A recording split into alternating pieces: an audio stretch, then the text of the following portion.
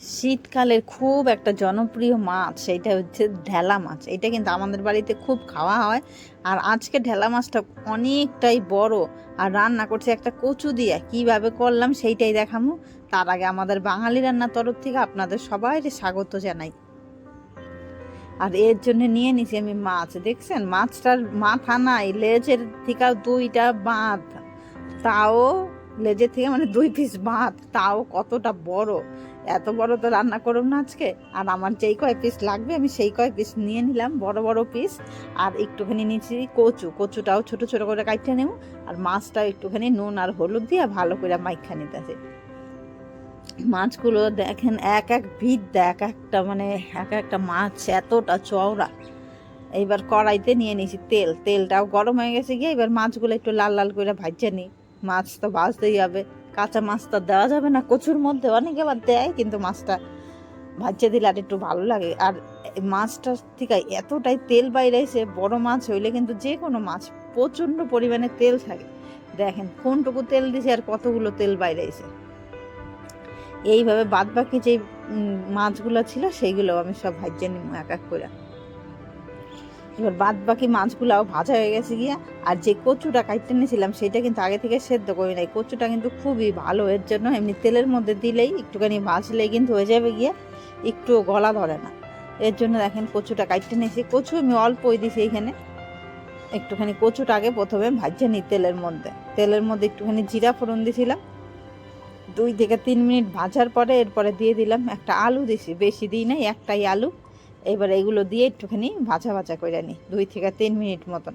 এবার ভাজা হয়ে গেলে গিয়ে এর মধ্যে দিয়ে দেবো পরিমাণ মতো নুন, 2 চামচ নুন দিছি। আর দিয়ে দেবো এর মধ্যে আদা আর কাঁচা লঙ্কা বাটা।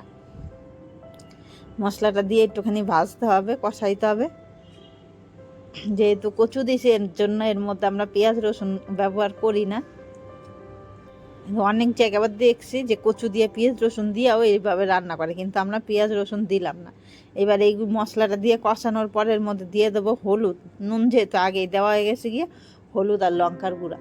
হলুদ দেবো বড় 1 চামচ, লঙ্কার গুঁড়া দেবো 1 চামচ। কষানো হয়ে গেছে দেখেন কত সুন্দর। এইবার একটু গরম জল দিয়ে দেবো, ঠান্ডা জল দিলে কিন্তু হবে না কচুতে। একটু গরম জল দিয়ে দিই পরিমাণ মতন। ঝোলটা একদম পাতলাও থাকবে না, আবার ঘনও থাকবে না, আবার কচুটা সেদ্ধ হইতে একটু টাইম লাগবে, এর জন্য 2 গ্লাস মতন দিয়ে দিলাম। এই দেখেন 7 থেকে 8 মিনিট হয়ে গেছে গিয়ে, সব সেদ্ধ হয়ে গেছে গিয়ে, আলু কচু সুন্দর সেদ্ধ হয়ে গেছে গিয়ে সব। এইবার ভাজা মাছগুলো দিয়ে দেবো।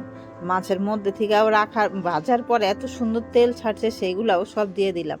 আর শেষে দেবো একটুখানি জিরা বাটা, আর দেবো ধনিয়া পাতা কুচি। শীতের দিনে তো ধনিয়া পাতা না দিলে আর তরকারি স্বাদ হয় না, সব কিছুর মধ্যেই দেওয়া যায়। আর এই ঢেলা মাছটা এতটাই সুন্দর হয়েছিল না খাইতে, এত বড় বড়, এর জন্য স্বাদের ডবল লাগছিল খাইতে। গরম গরম ভাতের সাথে কিন্তু অপূর্ব লাগছিল, অপূর্ব। যাই হোক, রেসিপিটা কেমন লাগলো সেইটা একটুখানি জানাইন। ভালো লাগলো অবশ্যই একটা লাইক আর সাবস্ক্রাইব করেন। আর ভিডিওটা কিন্তু শেষ পর্যন্ত দেখার জন্য অনেক ধন্যবাদ। এইবার এই দিকে তো ভাতও চাপাই দিয়েছি আমি, গরম ভাত।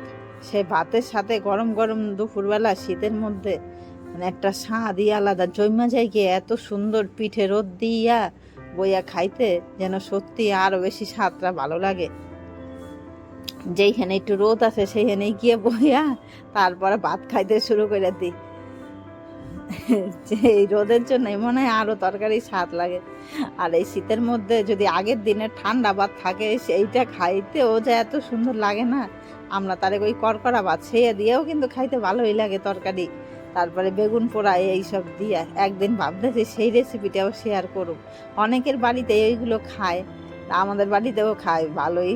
ঠান্ডা ভাত দিয়ে বেগুন পোড়া দিয়া শীতের দিনে আলু মাখা আর যা যা পোড়া দেওয়া যায় সেইগুলো সব। যাই হোক, কথা কইতে কইতে দেখেন রেডি। তরকারিটা কি সুন্দর কালার হয়েছে না, লাগতেছে কত সুন্দর।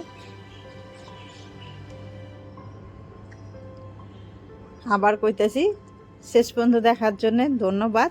আর একটা লাইক আর সাবস্ক্রাইব কইরেন।